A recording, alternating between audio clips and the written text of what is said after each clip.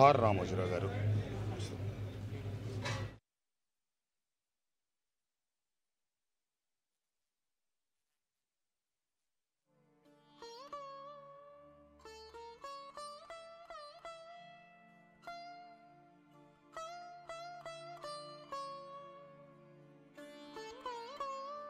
తెలుగు అభిమానించే ప్రతి ఒక్క సోదరికి ఈరోజు జరిగిన నష్టం సామాన్యమైంది కాదు. ఎందుకంటే తెలుగు పత్రికా రంగంలో, తెలుగు ప్రసార మాధ్యమాల్లో ఒక విప్లవాత్మకమైన మార్పుకు బీజం వేసిన మహానుభావుడు గౌరవనీయులు శ్రీ చెరుకూరి రామోజీరావు గారు. ఆయన ఈనాడు అనే పత్రిక స్థాపించిన తర్వాత తదనంతరం ఈటీవీ ద్వారా మళ్ళీ ప్రసార మాధ్యమాల్లో ఎలక్ట్రానిక్ మీడియా యుగంలో కూడా తనదైన ముద్ర, ఒక ప్రొఫెషనలిజంతో, ఒక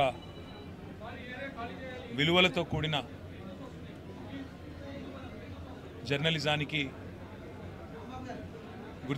గుర్తుగా రామోజీరావు గారు చిరకాలం నిలిచిపోతారు.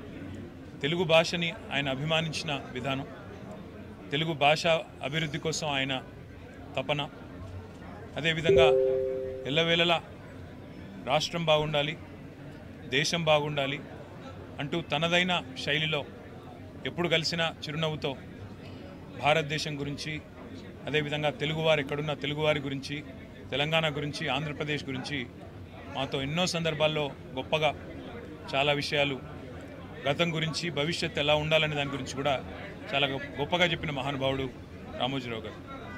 ఎన్నో సందర్భాలలో ఇదే ఫిలిం సిటీలో వారిని కలుసుకునే అవకాశం లభించింది. చాలా సందర్భాలు గంటలు వారితో కూర్చున్నప్పుడు ఒక మొబైల్ ఎన్సైక్లోపీడియా లాగా మొదటి నుంచి భారతదేశ స్వాతంత్రానంతరం నుంచి ఈరోజు వరకు చరిత్ర ఎన్నోసార్లు ఆయన నోటి వెంపడ విన్న ఒక అదృష్టం కూడా నాకు కలిగింది.